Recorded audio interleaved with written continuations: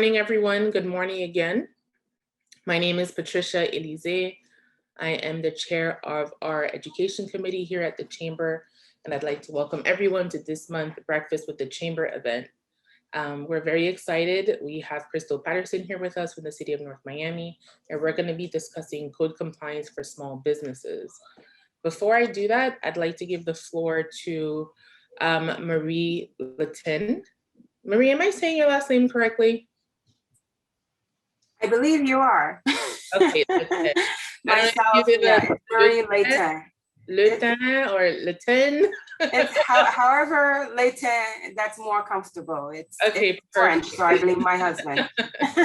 So Marie is the chair, the founding chair of our Treasure Coast chapter for the Chamber.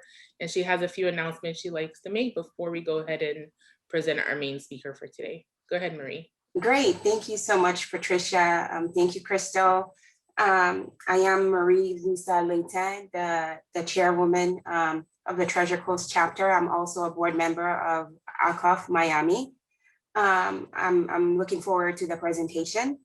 And before that, I just wanted to remind our members that the Restaurant Revitalization Fund, RRF, is open today. The portal is open. Well, it will be open at 12 p.m.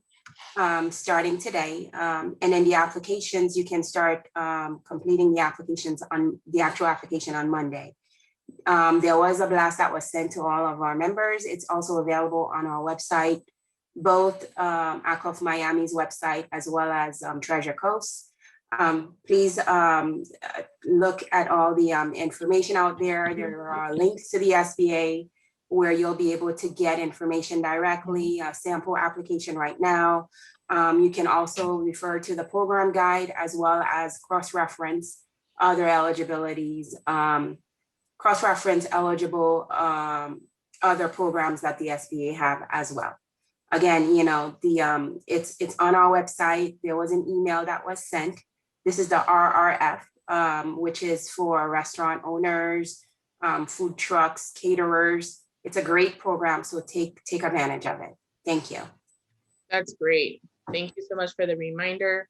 Everyone, if you're not already receiving our emails, please make sure to go on our website where you can sign up to get our different blasts. You'll be able to keep up to date not only with what we're doing at the Chamber, but also with great information that can help you and your business move forward. So let's go ahead and get started. And I'd like to formally present Krystal Patterson. Krystal Patterson holds 13 years of accomplished and dedicated business and operations expertise through service in professional and executive leadership roles in state and local government. Krystal currently serves as the Interim Code Compliance Director for the beautiful city of North Miami. Krystal represents vast leadership and cross-functional collaboration through direct processes, which include both developmental and implementation of operational procedures. Krystal is currently the first vice president of the Southern Florida Association of Code Enforcement. She has spoken on management discussion panels during the 2020 American Association of Code Enforcement Conference. She's been featured recently on Cause Legal with attorney Beatriz Cazo and participated during Women's History Month on the management panel discussion and conducted a training session for the 2021 First Annual Women's Leadership and Code Compliance and Enforcement Conference. Krystal holds a formal education with a Bachelor's of Arts in Criminal Justice combined with numerous certifications. Krystal continues to take on leadership roles and responsibilities to further advance her career and looks forward to continuing her journey, being a leader and our local community. Thank you, Krystal, for being with us this morning. If you could go ahead and please share your screen and let's get right into the presentation. Absolutely. Thank you so much, Patricia. Do we have the presentation up? We can see. Okay, awesome. Thank you all so much for having me today. I am delighted to be here. And no need for me to continue to belabor what was already introduced. The bio was, I think, enough.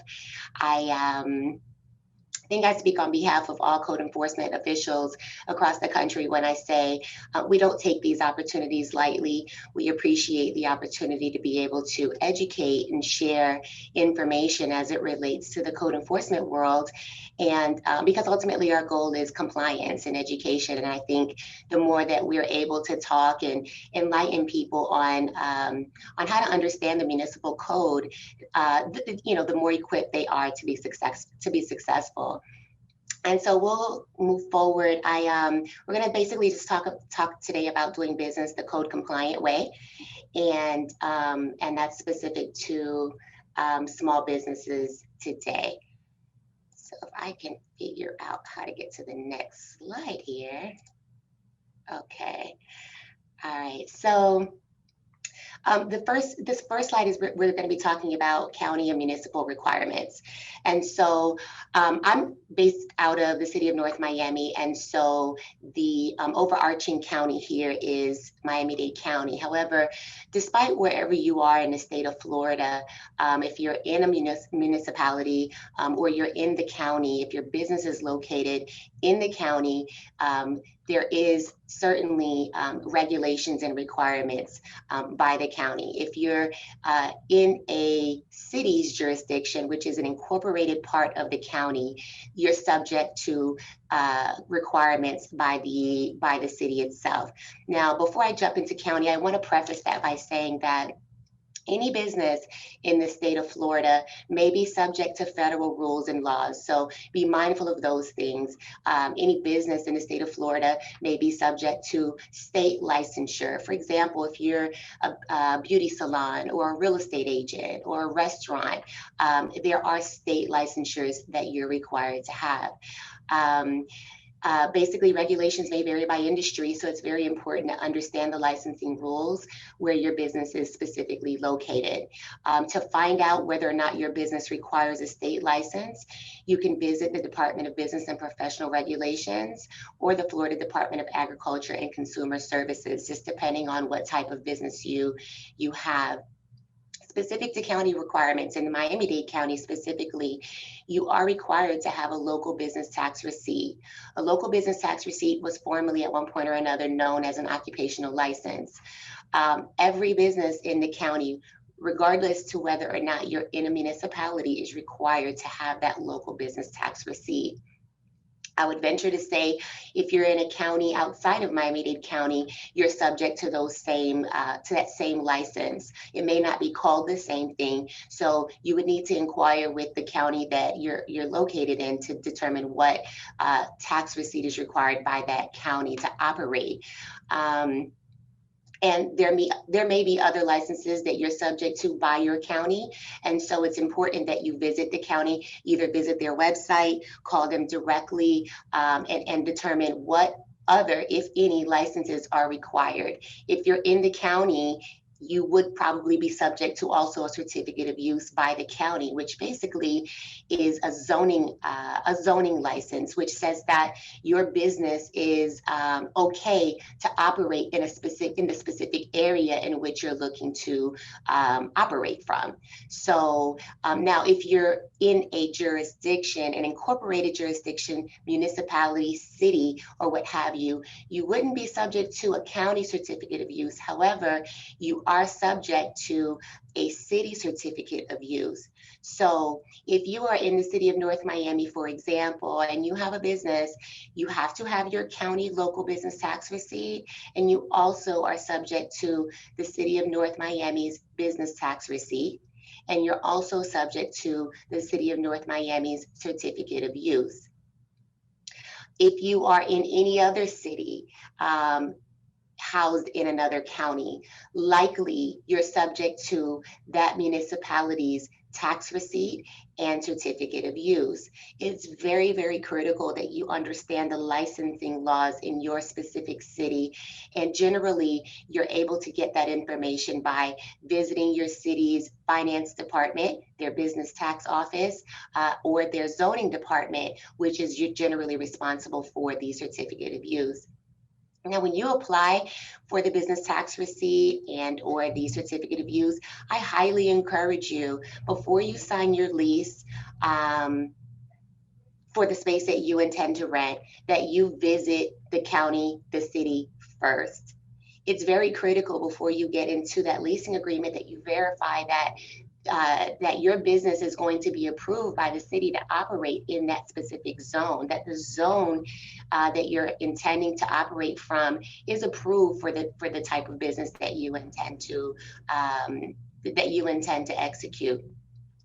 It's also very important when you apply for your business tax receipt and your certificate of use that you specifically indicate every use that's going to happen inside of your business. So if you, for example, are a multi-purpose kind of business, if you're going to be selling, I don't know, grocery, or and also doing financial services, it's important that you list the various services that you intend to give to the public on your business tax receipt and also on your certificate of use in order to be compliant with the licensing laws. Those business tax receipts and those certificates of use are generally subject to an annual renewal as well. So it's very critical that once that renewal period comes around, that you make contact with the city as well as the county to renew your licenses. If any services have changed at that point, it's critical that you indicate that to the city when you renew your business tax receipt and when you renew your certificate of use. So the licensing laws are very important, and the upside of having licensing and making sure that you have the required licensure is in the event your municipality has any grants or there is any type of funding available for small businesses, you're generally, in order to qualify for those funds, your licenses have to be up to date and your licenses have to be current.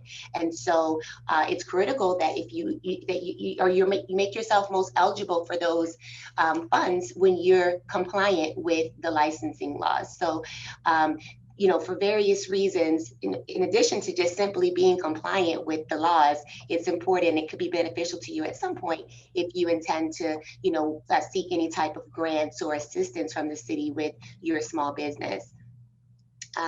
So I'm going to just go into some code enforcement tips. It's kind of applicable to any county, any city that you live in. I've kind of given a lot on the next slide, but it may or may not be subject to your city, but at least it gives you a holistic perspective on various things that you should inquire on when you initially start to do business in the city, so that you're aware of what the city's rules are and what the regulations and the requirements are of small businesses in order to be a good community partner.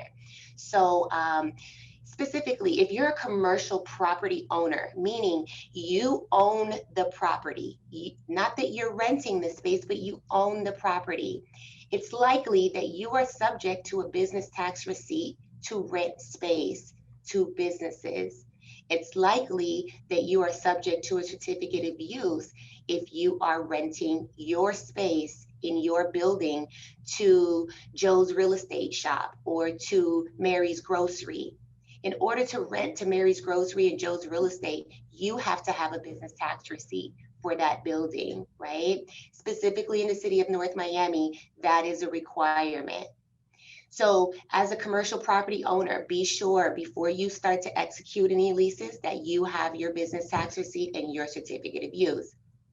If you're outside of the city of North Miami and you own commercial property and you intend to rent or lease space to another business, double check with your city or your county and make sure and determine whether or not that is a requirement of that city or that county. If you are a business owner and you intend to rent space from a commercial property owner, like we just discussed, you are required to have a business tax receipt as well as a certificate of use. And I encourage you to obtain those before signing your lease. I've seen circumstances where business owners have unfortunately signed leases and were not able to get their certificate of use, and they signed a lease with the commercial property owner, and so it can become a challenging situation. So I encourage you to do that ahead of time so that you know whether or not your business is approved by the city to operate in the space in which you intend to operate from. As previously stated, renew all licenses annually or within the renewal period, and make sure that you post your license in a conspicuous place inside the business. Your business is subject to inspection by the state, it's subject to inspection by the county, it's subject to inspection by the city. You make your life and everyone's life easy when you just put your beautiful licenses up in a frame on the wall, and when they walk in and see it, the date, and basically they're just looking for the date, making sure that it's current and it's active, and then you're good to go. So post your licenses in a conspicuous place. Verify signage requirements. Most cities, most counties, but specifically cities, have signage rules. Specifically in the city of North Miami, our signage rules are pretty specific in particular. In North Miami, businesses are allowed to put up signage, are only allowed to cover 15% of the total frontage of their windows. Your city could be 20%, another city could be 30%, and some cities may not have any rules as it pertains to signage in the windows. But be sure to know the signage rules, and you get that information when you go apply for your certificate of use. Your next question should definitely be, what are the signage rules? Can I stream banners? Can I put A-frames out? Am I allowed to have a human outside with a sign? Those types of things are things you want to know. Obviously, as a business owner, marketing is important, and so we understand that. But good community partners, right, want to know the rules ahead of time. So it's important that you ask about the signage requirements and the signage rules in your specific jurisdiction before you get moving, so that you don't find yourself having to take things down and what have you. Verify whether any permits are necessary before you commence any remodeling inside of the location. Again, these are general rules, general requirements, no matter where you're located. If you need to move a sink, or you need to take down a wall, or you need to do some electrical work inside to make the business or to make the structure inside more feasible for your business, it's critical that you get with the building department to verify whether or not you are required to obtain a construction permit before commencing any construction.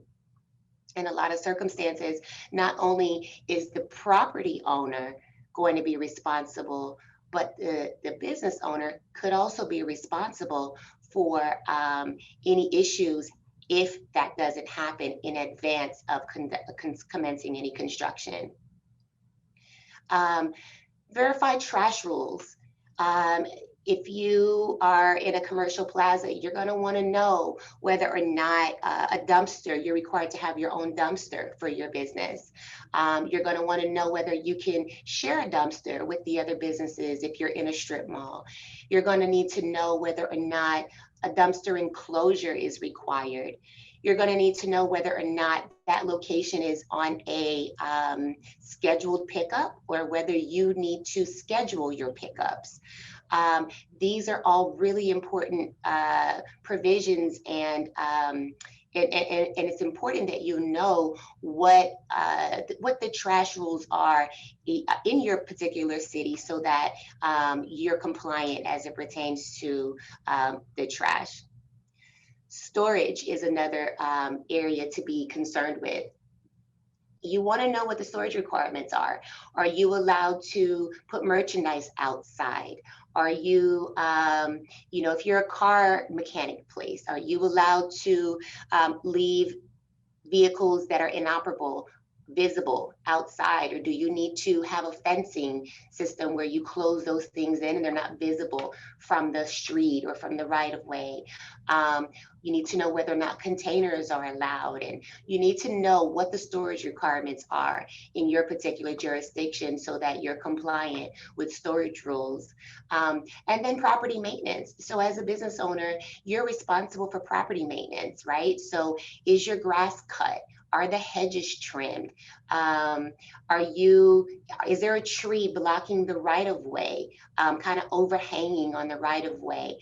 As a business owner, you're responsible to trim and cut and mow. Trash and litter, you're responsible as the business owner to clean up and pick up the trash and the litter that's on the property, on the private property, in order to ensure beautification and to attract customers to your business. Additionally, if you have an alleyway at your location, you're responsible to maintain the alley that abuts your particular location. That means whether it's cutting, mowing, litter and trash, illegal dumping. If someone dumps illegally in the rear of your location, it's the business owner's responsibility, unless for whatever reason you and the property owner, upon signing the lease, come to some other agreements. But either you as the business owner or the property owner, someone there is responsible, as far as the city is concerned, to maintain and clean up right-of-way areas abutting your location. God forbid there's any graffiti on your building. You close up for the day and you come back tomorrow and God forbid your whole building is sprayed up. Well, as the business owner, it's your responsibility to cover that graffiti up and make sure that if there's a way to ensure that it doesn't happen again, we encourage you to find solutions to graffiti prevention. If a window is broken, or God forbid a car accident happens and your gate is crashed, or anything of that nature, as the business owner, all of those things are your responsibility to ensure that they're repaired and that things are in a manner in which is attractive to the community. Those are, for the most part, the crux of, not to suggest that that's it by any stretch of the imagination. I highly encourage you to research the Library of Codes. If you're anywhere in the state of Florida, the link that I have here, the third bullet, is the direct link to where you can find out your specific city's rules. If you click that link, or if you go to that webpage and you click your city, you will find a library basically of codes, and there is where you can put a keyword in, business. You can type in license, business tax, and the codes specific to your city will populate for you. And that's where you can kind of educate yourself and conduct your own research on what your city requires of you. Additionally, I recommend that if you're not able to kind of if you're not able to get clarity there, although you should, I highly recommend that you visit your jurisdiction, your county, either them in person, their website, give them a call. People are here to help. They want to be able to provide you with the information that you need so that you are successful in your small business endeavors. With that said, that's what I have for you today, Patricia. And I'll take any questions that I guess anyone may have.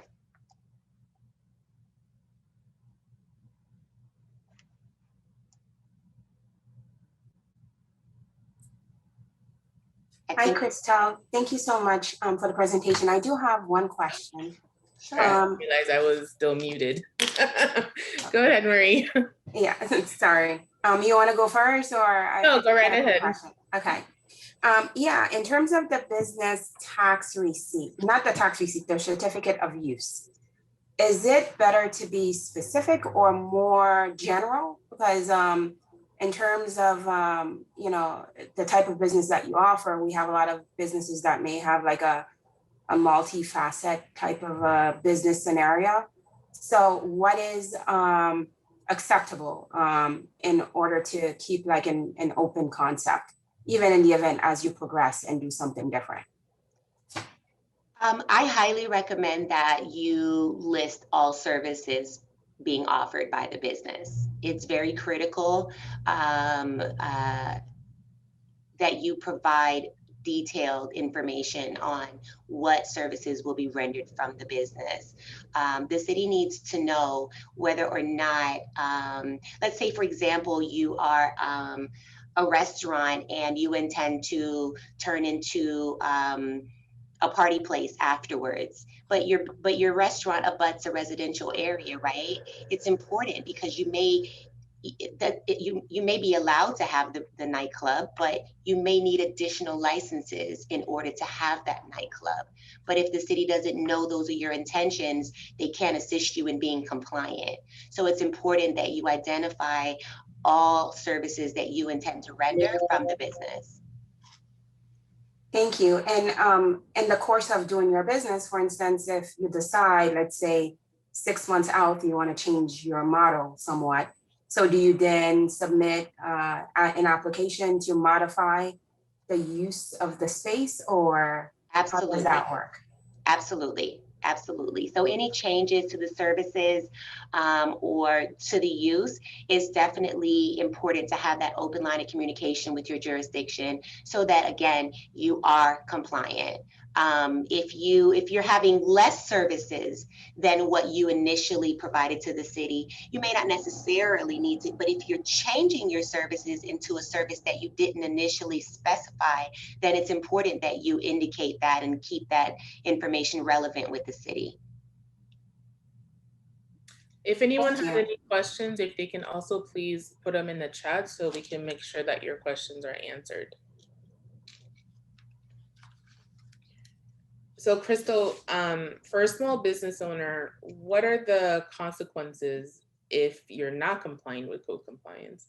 So there's someone that comes and they come to your place of business and the certificate is outdated or you don't have the proper documentation. What would happen there?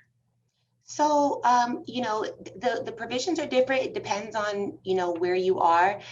Not all code departments operate the same, but generally speaking, there is some type of notice given, right? Your license is not current. You need to get to the city and you need to update your license, right? Generally, I mean, the goal of most code departments is compliance. So we want to let you know that there's an issue and we want to give you some time to get down and get it taken care of. The opposite end of that is certainly potential fines and penalties for failure to comply. And yeah, and depending on where you're located, some, and that could range all the way up to revocation. I mean, and that's on the state side, that's city side, the state of Florida, any licensing division, the idea is compliance, but a license, you must know at some point if it goes there, it could be revoked if compliance is not met. And if there's a lease for a commercial property and it doesn't specify who has the duty to upkeep the property, who's the default? Is it the person occupying the space or would it be the business owner? Again, so that's also another, it depends on how the code is written. Specifically in the city of North Miami, the responsibility falls on both the property owner and the business owner. But it's important that one identify what that looks like in their specific jurisdiction. So if the agreement is not made between the landowner and the business owner, it's important to get that information when you apply for your licenses so you know what the city or the county's rules are. Okay, thank you. So I've seen, for example, small businesses struggle sometimes with their neighbor next to them or the business across the street that's not complying with upkeep. They're not trimming, they're not, the signage is wrong. They have cars all over the place. how would you recommend that a small business deals with something like that? I recommend that they work with the city. You give us, give the city a call and let the city, the county, whoever it is, wherever you are. The goal of code is generally to have good working relationships with the community. So if for some reason there's a neighbor who's not doing their part, or that's not in compliance, give your code department a call. Let them know. Have a good working relationship with your zone officer. Generally, there's a code officer that's assigned to the area. We don't want anyone to be afraid of code. We want to have a good working relationship with the community so that we can work together to be compliant. So get to know who your zone officer is so that you can give them a call. Hey, I think there's an issue next door. Can you come check it out? Generally, we want to go and have a conversation and figure out what's happening.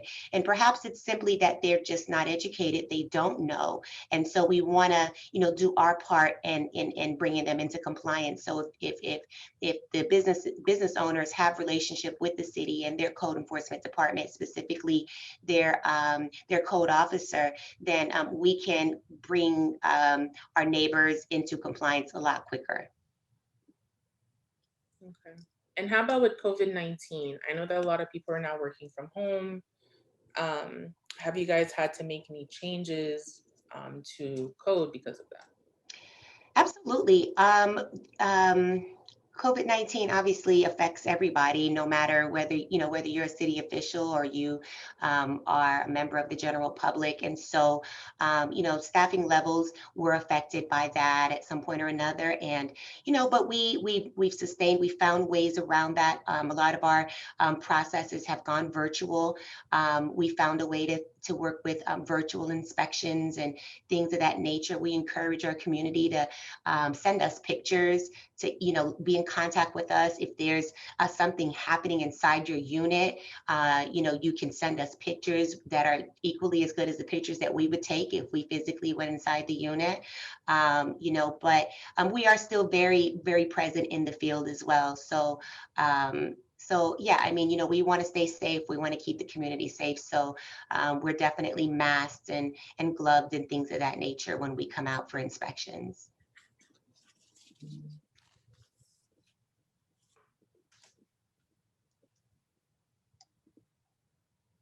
Okay, great. Oh, I see that we have a question here in the chat. Is there a maximum number of businesses that can be registered in one location?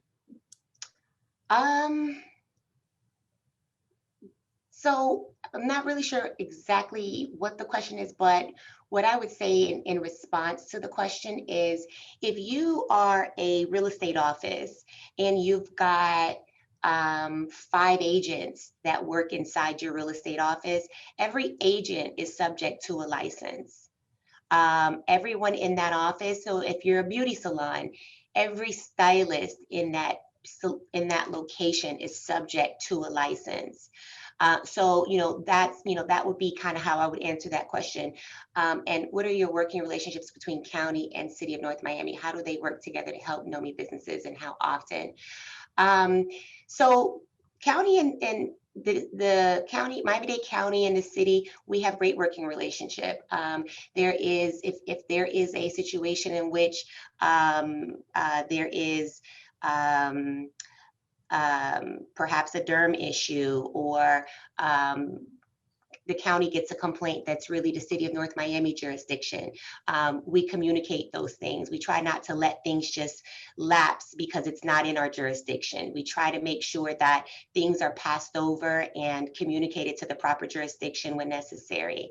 And as far as helping NOMI businesses, I think, some of those types of, some of that type of stuff would definitely probably be better answered through like the community planning and development department, and perhaps even a CRA.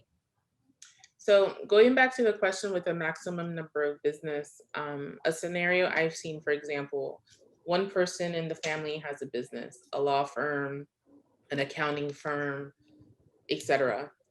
But people that they know, well, they need a mailing address for their own business. You know, you may have a cousin or a brother or a parent, you know, well, can I use your address as my mailing address for my business that I'm working from home? Or, hey, can I just sublet, can I use your conference room once in a while so I can meet with clients? So you end up with maybe 3, 4, 5 different businesses using your business address as their main address. So would that be considered to have those 3 or 4 businesses be registered in that address, and they all need their own licenses?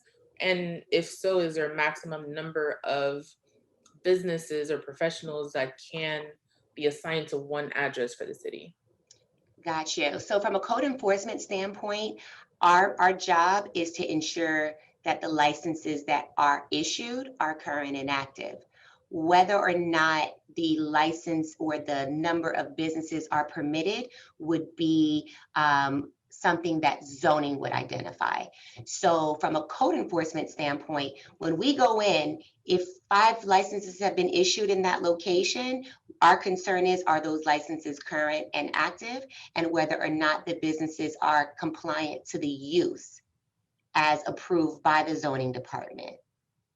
Whether or not you can have 5 different businesses inside of one location is something that would be identified by the zoning department upon issuance of the use certificates.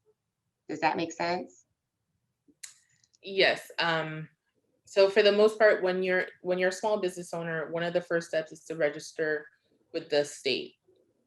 So do you always also have to get a license from the city, or is that it depends on the way that you're going to use the physical location?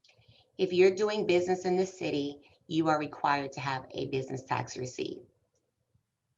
Okay, there you go. Thank you. My pleasure. Any other questions? I have a question for Krystal. Good morning, everyone. Good morning. Krystal, for the people with the home-based business, how does code assist them, or what is the policy for them if they have a home-based business? So home-based businesses are also subject to the same zoning rules. So in order to determine whether or not your home-based business is permitted, that's also a visit to the zoning department to determine whether or not a certificate of use can be issued for that home-based business. So if you're an assisted living facility in a home in a residential area, you would have to determine before opening that assisted living facility whether or not that use is permitted in the residential district. And you would have to obtain a certificate of use prior to starting the home-based business. So first base for any business is to get to the zoning office and the business tax receipt office, identify what your use, what the intended use is, and obtain, if permitted, the required certificate of use in order to be in compliance. Okay, thank you. I have another question. There are so many businesses that are not in compliant. How easy is the process to bring them up to code? When you say how easy is the process, it's as easy as us being made aware of it. Sometimes, you know, if back to the conversation of being in partnership with the community, if we're not aware of it, we love for our community to make us aware of things that are happening so that we can work on getting those things addressed. Do they get penalties? Because sometimes they might be afraid to come just because they were, let's say, practicing for years without it, and now that code is out and about, they probably afraid or fearful of the fee that might be assessed. So how do you get them to come up to par without charging them extra fees? So if you're proactively, say I've been working and I didn't know I needed a license, and you proactively come to the city and come to obtain your licensure, and if you're coming proactively without the knowledge of the code department, then there wouldn't be. But if the code department learns of the issue, again, the goal is compliance. So we want to make you aware that there's an issue and give you an opportunity to cure the issue before we get into those types of penalties, as you stated. Okay. And how often does code go and visit the different establishments to see if they are in compliance? We proactively inspect.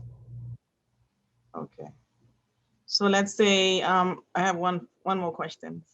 How many one specific business can be in one location or one block per se? Let's say I have a physical therapy clinic. Can there be another one 2 doors down? So that's a zoning question. Those types of concerns would be best answered by the zoning department. And that's again why the certificate of use is important, because they would approve whether that use is permitted prior to starting the business, based on whether or not there's another one in the area or what have you. So those are all zoning questions. Okay. And I think I did provide that contact information in one of the slides as well. Mm-hmm. Thank you. Yeah, and thank you so much, Krystal. And then we'll also share a copy of this deck with our members and everyone that participated today as well. Sure, absolutely. Thank you. I don't think I see any other questions. Let me just take a quick look.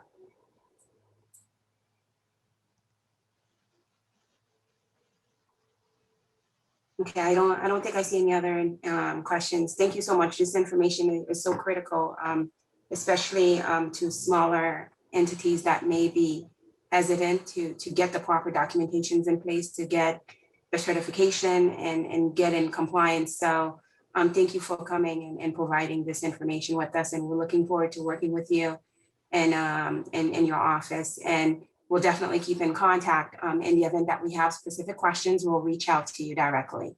My pleasure. Thank you so much for your time, and I appreciate all the questions. I hope that there was some content shared that is helpful and resourceful to everyone, even if it's, who to ask the questions to, where to get the answers that you need, because I think that that's critical. And so, again, I appreciate your time this morning, and I appreciate you all for having me. Thank you. And just to let everyone know that Dr. Lumana Joseph is online. She had a couple announcements. Oh, and Patricia is also back online. Patricia, I was just gonna pass it along to Dr. Lumana Joseph with some announcements from the chamber. But I don't know if you have anything else you need to add. No. So let's go ahead and share the floor with the chairwoman so that she can make her announcements. And then after that, we'll go ahead and wrap it up. Perfect. I would like to remind everyone that timely filing is coming up for all any profit corporation, limited liability company, limited partnership, or limited liability, limited partnership annual report.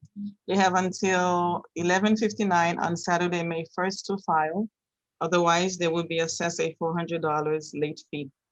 The normal annual reports are due the 3rd Friday in September.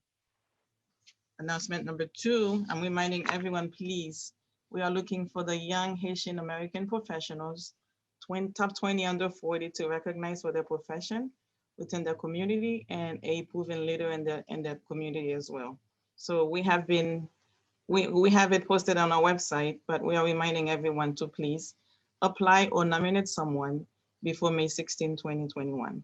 The application is on the website. They can go to haccof.com/yopro-application. And lastly, May is Haitian Heritage Month.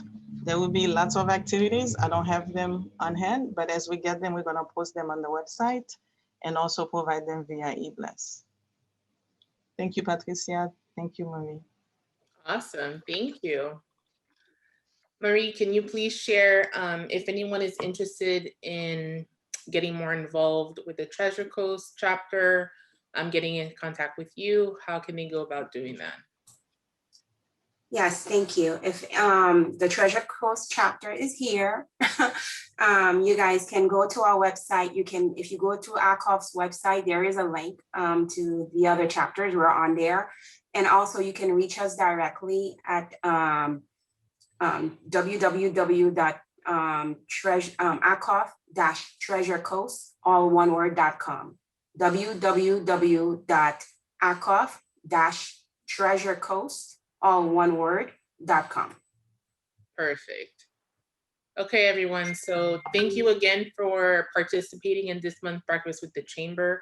We encourage everyone to reach out to us. Let's get active with the Chamber. This way we are better able to help you. Any topics you want us to focus on, please make sure to reach out to me, reach out to Marie, reach out to Dr. Lumana. We'll make sure to find the speakers that you want to hear from, the speakers that you need to hear from, to better yourselves professionally and to also advance your business. Again, my name is Patricia Elise, and it was my pleasure today to be with you. And look out for our next event. Our breakfast events are usually on the last Friday of the month, and we'll be with you soon. And make sure to check us out online. Thanks you again. Have a great day, everyone.